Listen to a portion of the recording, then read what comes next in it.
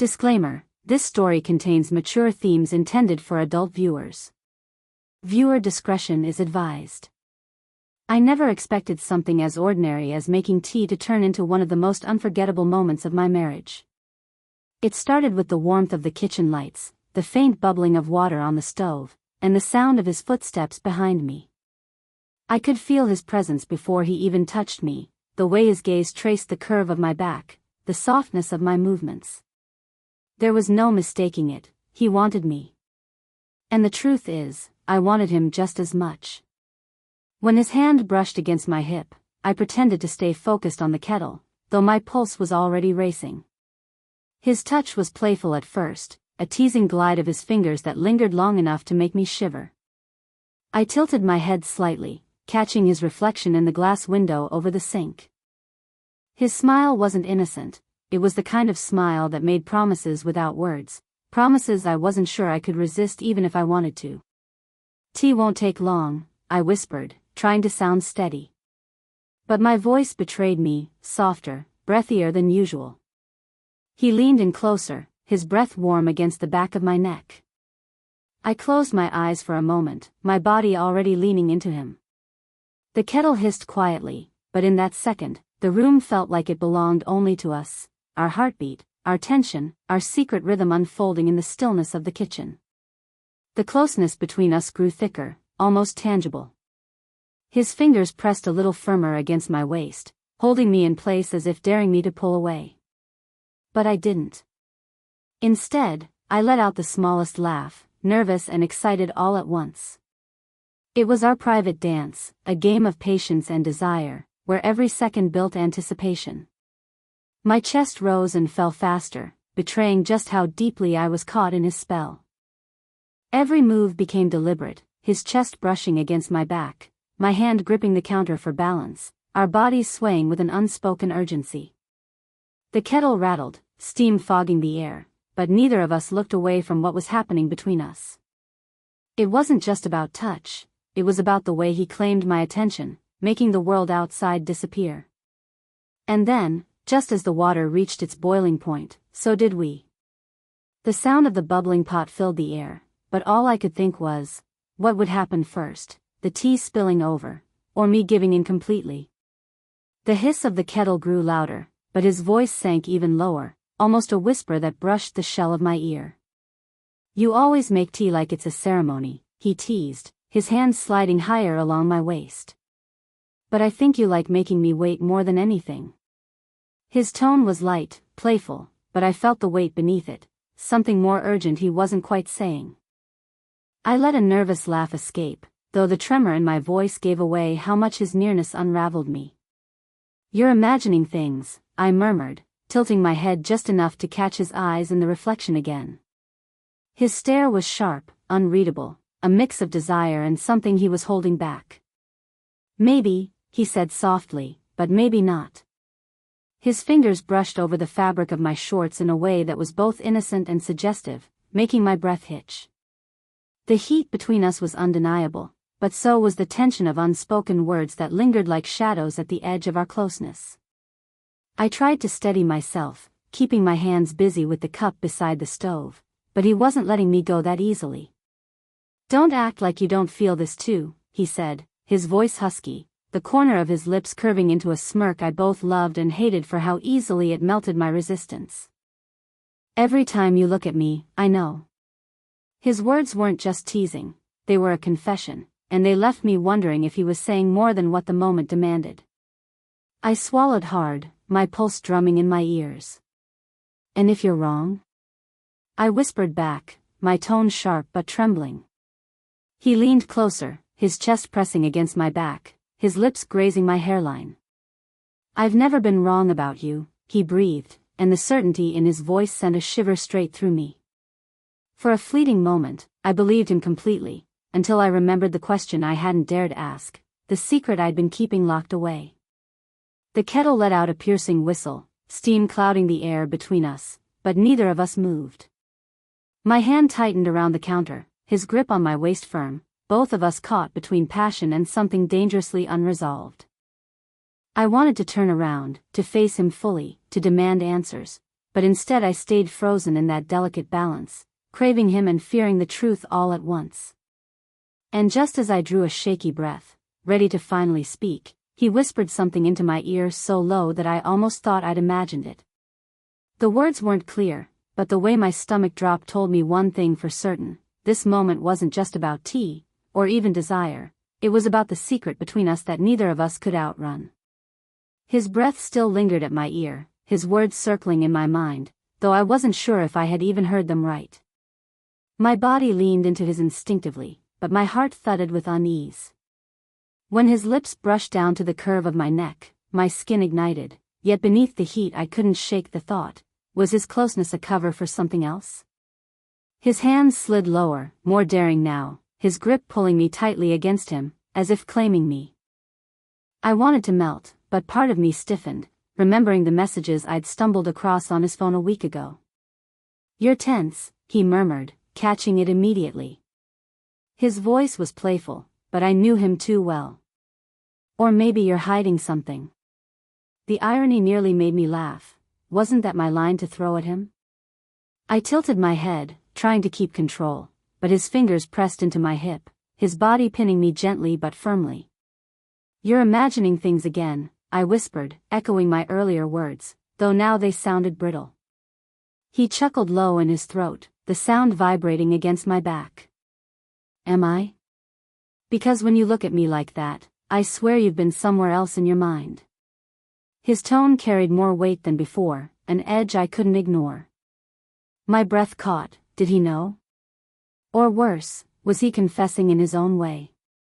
My heart raced as his hand slid up my side, dangerously close to my chest, while his lips ghosted along my jawline.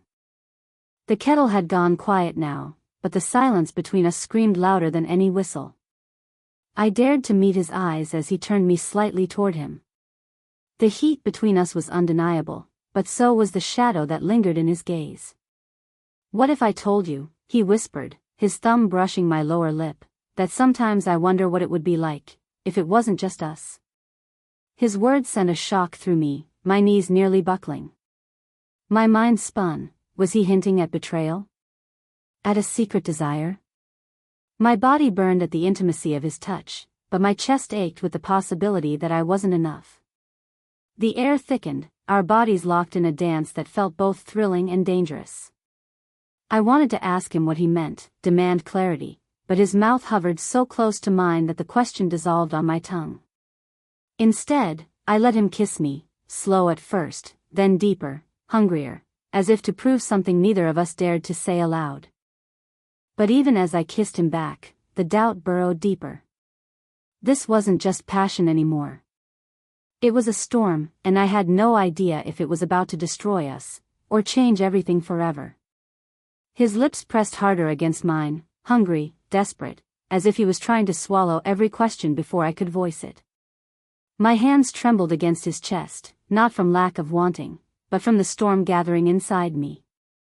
His body caged me in against the counter, his hands slipping beneath the hem of my shirt, fingers grazing my skin in a way that left me gasping. I arched into him, every nerve sparking, yet my mind screamed with the memory of his words. What if it wasn't just us?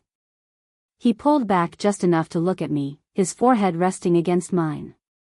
"You feel it too," he whispered, his voice rough with desire. His thumb traced the edge of my lip, his eyes burning into mine. It's not just about tonight. You've been different." The accusation in his tone was hidden under passion, but I heard it clearly. My lips parted to respond, but before I could, his hands slid lower, gripping me with a boldness that stole the air from my lungs. I let out a shaky laugh, half pleasure, half defense. "Different? Or maybe you just haven't been paying attention." My words were sharp, but they wavered at the edges. His mouth crashed onto mine again, his kiss deeper, rougher, his body pressing me so firmly into the stove that I felt the vibration of the kettle against my side. My hands slid up into his hair, clutching, pulling him closer, even as my heart hammered with fear that if I gave in completely, the truth between us would break open.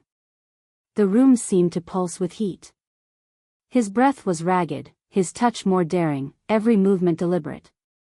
He lifted me slightly, my back arching against the counter, a soft gasp escaping my lips.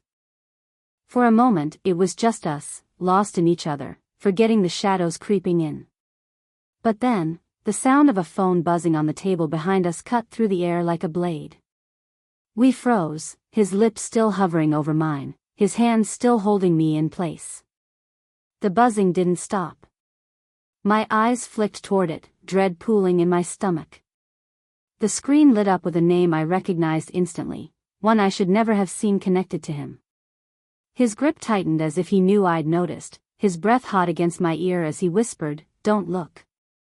But it was too late. My heart had already dropped. And in that single second, caught between his touch and the glow of that name on the screen, I realized everything was about to change. The buzzing phone kept vibrating against the wooden table, a relentless reminder that our moment was no longer private. My chest tightened as I tried to look past him, but his hand pressed against my cheek, forcing my eyes back to his. His gaze was wild, desperate, like a man fighting two battles at once. "Stay with me," he murmured, voice rough with urgency, his thumb stroking across my jaw. The plea in his tone sent a shiver down my spine, but the question lodged in my throat wouldn't go away. "Why is her name lighting up your screen?" Before I could speak it, his lips crashed back onto mine, harder this time, swallowing every word. His hand slipped beneath my shirt again, fingertips tracing the soft line of my ribs, pulling me closer until I could feel the rapid hammer of his heartbeat against my chest. My body betrayed me, arching into him, answering his passion even while my mind screamed with suspicion. The kettle hissed faintly in the background, but it was drowned out by the sound of our breathing, heavy and uneven. "You drive me insane," he whispered against my mouth, his forehead pressing against mine, our noses brushing. "Every look, every move. I can't hold back anymore." His words were drenched in hunger, but also something raw, something almost broken. My fingers tangled in his hair, pulling him down to me, and for a moment I let myself forget everything else.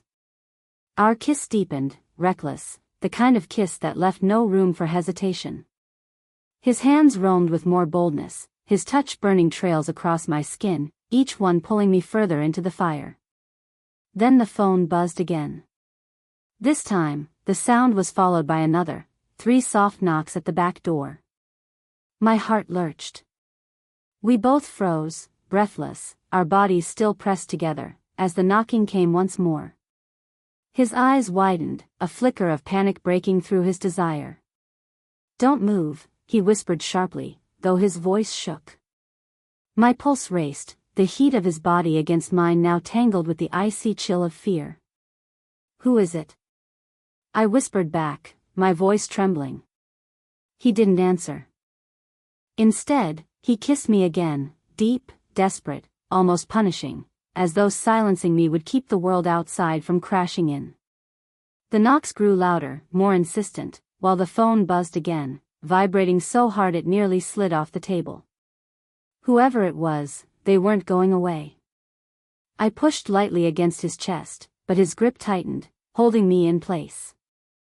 "Please," I whispered, not sure if I meant let me go or don't stop. His breath came hot and fast against my ear, his voice breaking as he whispered, "If you knew who it was, everything would change." The words wrapped around me like fire and ice, desire clawing at me while dread settled deep in my bones. The knocking stopped suddenly, the silence louder than any sound.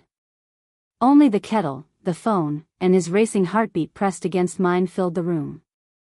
And in that silence, I realized we were standing on the edge of something neither of us could come back from, whether it was passion, betrayal, or both, I couldn't yet tell.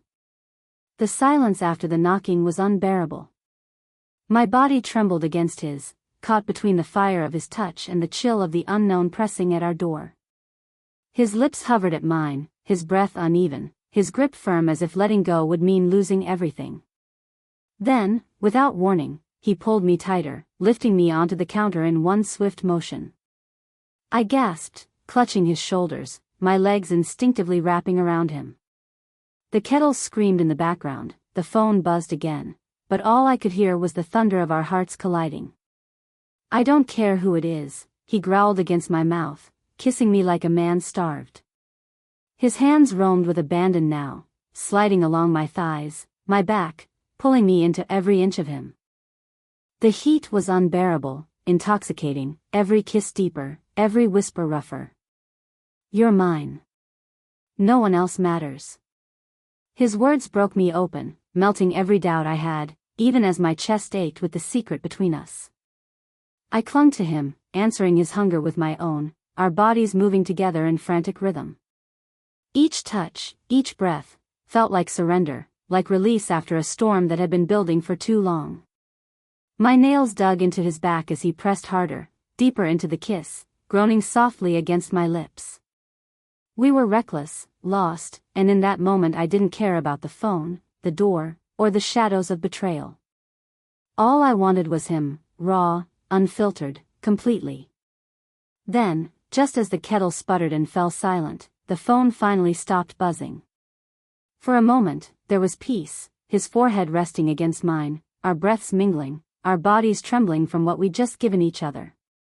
But that fragile calm shattered when the back door creaked open. We both turned, frozen. A woman's silhouette filled the frame, her voice sharp and cold. So this is what you've been hiding. My stomach dropped. The name on the phone. The messages I'd seen. It all crashed together as she stepped into the light, her eyes locked not on me, but on him. My husband didn't move. His arms were still around me, his chest rising and falling against mine. But the guilt in his eyes said everything. I wasn't the only one who had been keeping secrets. And in that charged silence, with her standing in the doorway and his grip still claiming me, I realized the real story was only just beginning. The air felt heavy, the three of us caught in a silence that seemed to stretch forever.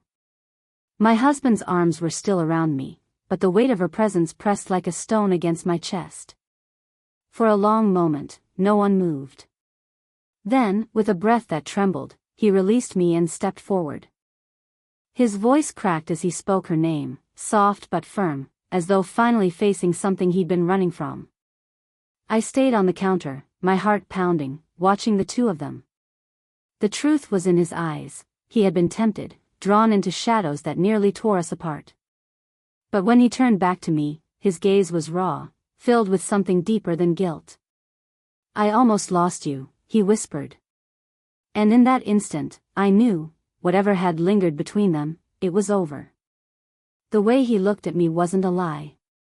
It was desperate, real, and it broke me open all over again. She stood frozen at the doorway, anger flickering into sadness before she turned and left without another word. The door clicked shut, leaving only the sound of our ragged breaths and the faint hum of the cooling kettle. My husband came back to me slowly, carefully, like a man approaching something fragile he was terrified of breaking. When his hand reached for mine, I didn't pull away. Instead, I let him hold me, let him press his forehead to mine. No more secrets, he said, his voice a vow. I searched his eyes for hesitation but found none, only the same hunger and devotion that had set me on fire minutes earlier, now softened with love. My chest ached with relief. I leaned in, kissing him slowly, deeply, not out of frenzy this time but out of choice. Out of love.